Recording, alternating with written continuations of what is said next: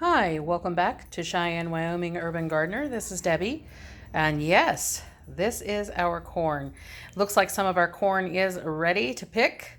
I went ahead and just sacrificed one of the cobs today, and I'm glad that I did because when I checked it, it is ready, and it is ready long before the 6 weeks normally after the silks die.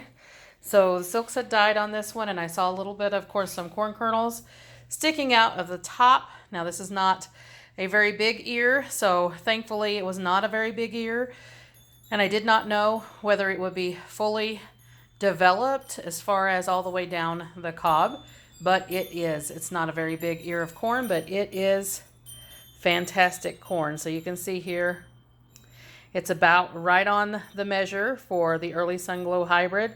About 7 inches, 7.5 inches is typical, but you can get 8 and 9 inch corn, and I do have some of that out there, but this was one of the smaller ones.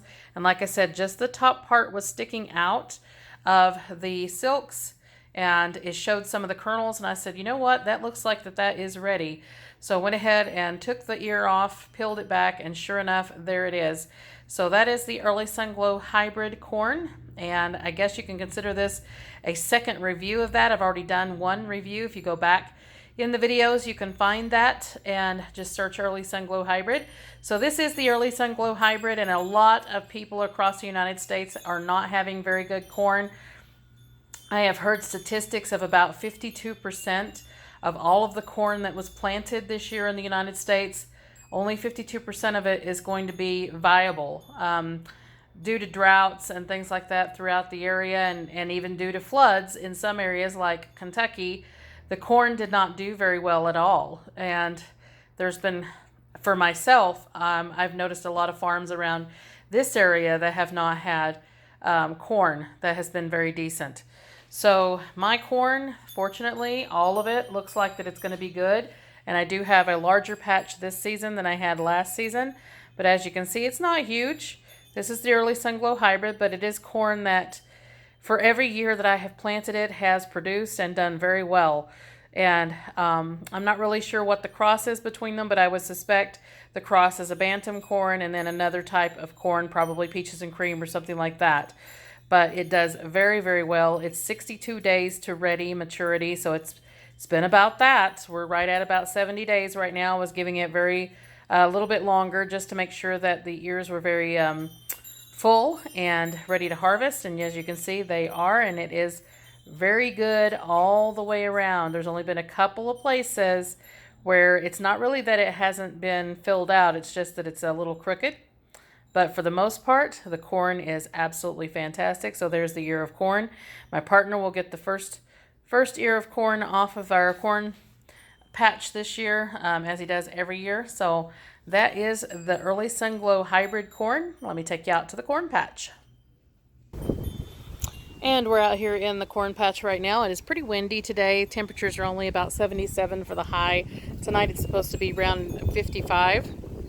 So we are getting lower in temperatures. We've been having 80s and 90s for the most part until just a couple of days ago. And then we started getting back down into the 70s, lower 80s with lows in the 50s. So it is not very good at this point for watermelons and things like that. But our corn is still going strong. And we have a lot of corn this season. I planted, I believe, let's see, 1, 2, 3, 4, 5 rows. Typically I only have 4. So this year I got a little bit more out of our patch, and as well as I did get it to come all the way out to the edge here, which typically I didn't do because we had a lot of roots in here from a tree that had been cut down, a huge cottonwood tree that had been cut down right in this area. So a lot of the roots and things have been removed from there finally. We still have a little bit of the stump left, and I don't really plant anything where the stump is. I just kind of sit some pots on it. But this season we were able to use way more space in this little area, and we've got way more corn than we had, and we're going to have some to put in the freezer, I am sure, or can, versus what we typically have, which is just fresh eating.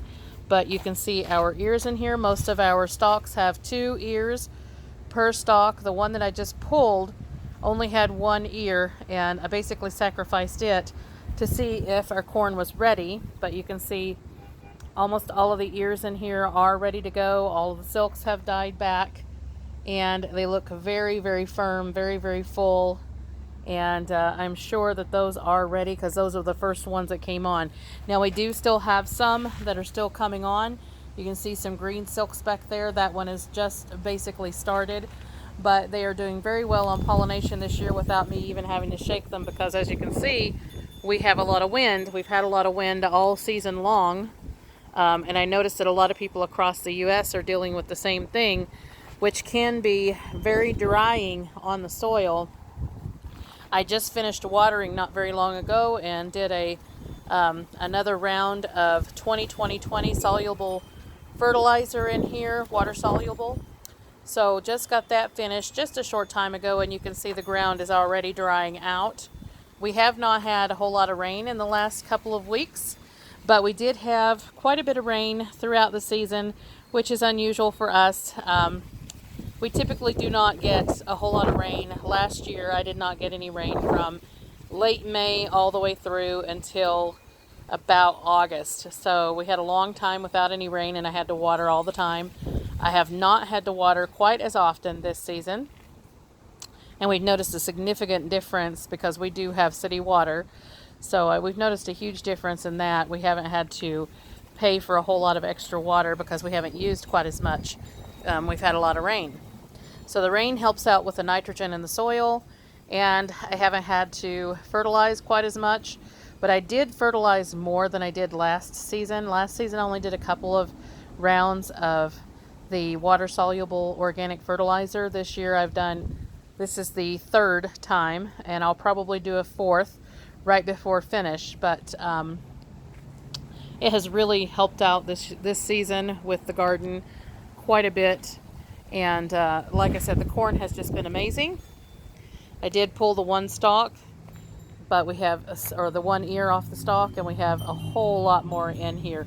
Now some of the corn towards the back as well is not quite ready because that just basically finished out tasseling, so that one will take a little bit longer. But it is nice to see that once they tassel, it does not take quite the 6 weeks for them to be finished out, because I would worry about the ones in the back being able to finish before we get cold weather. But it looks like that we are going to be able to finish it on out. You can see that we've got some tassels over there. Now we've got a squash leaf over that, but the tassel will push past that. So we've got some new tassels there in the back of the corn, and those do have ears on them, and they will go ahead and get finished out. Now some of the ears, they don't have to worry about pollinating because the other ones are all taller, and we still have a lot of pollen coming off of those and pollinating the ears that were a little bit slower to come to fruition. But we're doing amazing, and when I get this corn out of here, if I get it out of here a lot sooner than I'm figuring, then I will be planting more fall winter crops such as turnips and things like that are more frost hardy, cold hardy plants. Even some cabbages possibly, and even some more lettuce. So we'll be dual purposing this soil. We've got, of course, our Kennebec potatoes over here as well. We put the Kennebecs and the corn in the same area. We do every season, and it does just fine. We don't rotate the crops so much. Now I do some rotation in the garden just to basically figure out what's the best area for what, and we keep changing it around, figuring out what's the best. But we've had quite a good potato season as well. We have some pretty nice potatoes down in there. I've already checked them. And we're getting a second round of blooms on our Kennebec potatoes. A lot of them are blooming, and we've got a lot of suckers on our potatoes that are coming out. You can see little suckers in there everywhere. And those, I would suspect, is probably what keeps blooming. But we do have some of the potatoes in the back area that did not bloom because they are not quite as sunny back here.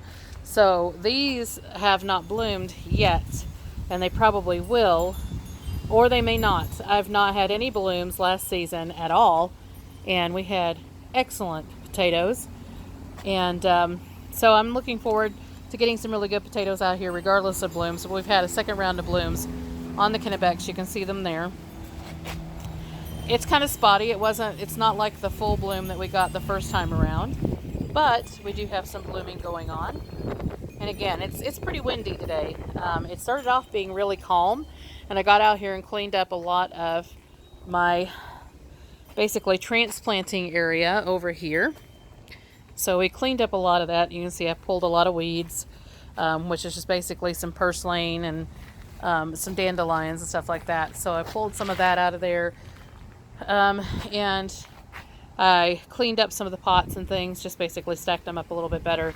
And some of our new potting soil, because we grabbed a couple of bags while we were out the other day. And I moved these guys out into the sun a little bit so they could get a little bit more sun. And I'm getting ready to transplant them, but I'm probably going to wait now until the wind dies down a little bit. I just don't like the soil blowing out of the containers. But I'm going to go ahead and get these planted here very soon. I hoped that the wind had held off a little bit so I could have finished this morning, but because it's the perfect temperature today, it's only 77, so it's a beautiful day and a lot cooler than we normally deal with during this time. But we're out here in the containers now, just walking through the containers. But I just wanted to show you the corn, show you the early Sunglow hybrid corn, and it has done excellent, just like it always does. And as you can see, the corn is not very tall. It's only about 4.5 feet tall. That's about all it gets, but it does produce plenty of corn, and this is the first time that I've had multiple ears. I've got some in there that actually have 3 ears, sometimes 4, than what I've normally had, because usually if they get that many ears on a short variety of corn, they won't exactly be very good ears, and they may not fill out. But these have done amazing. They've all filled out. Let me show you again those with a couple of ears. You can see there, that is 2 ears on one stalk, and they are both just as big as each other. And I think we've got only 1 ear on this one, I think. So some of them only have 1, but a lot of them have 2 and 3. There's one with 1 on one side and then 1 on the other, and so much more throughout there. But we've got them, so we do have to plant close together because of the area is not super huge. But I maximize the space as much as I can. That's why we have all the zinnias in here, and we've got the Tahitian squash, and we've even got some Armenian cucumbers in here, which are blooming. So I hope to get something out of those guys. But it may be just getting too cool at this point for it to happen. But at least I can see the blooms. So next year we'll do even better than this year. And this year was, even though a bad growing year as far as a lot of things go, it was a good season overall for our staple crops for us. I know a lot of people suffered this year and struggled with their staple crops, and I really regret that. So sorry that has happened, but some years are just better than others. This year was not a great year, and we ended up just basically trying to get it to be a good year, and so far we have done that. And we've even got some Tahitian squash down in there growing. You can see it right behind some of the plants. So hopefully we'll get a couple of those that finish out, but I doubt we'll get very many because we are running out of time. We only have a few more weeks to go before we will be back into frost danger zone, basically, and freeze dangering zone. Just about every season, right around Labor Day, is when things start to cool off again, and that's what shows the pattern so far. I think we might actually have a pretty serious winter this year.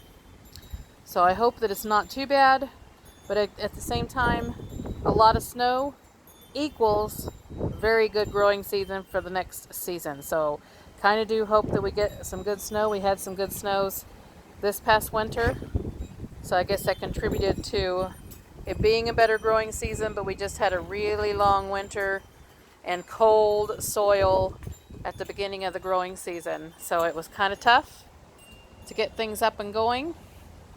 But overall, we have finally hit the wild point of our garden, and it has just been doing amazing. We have got tomatoes hanging in gobs now, finally, on the plants, and even some of the ones that were struggling are finally pulling out of it and putting on tomatoes. We've got a San Marzano in here that is loaded with more tomatoes than it does have leaves.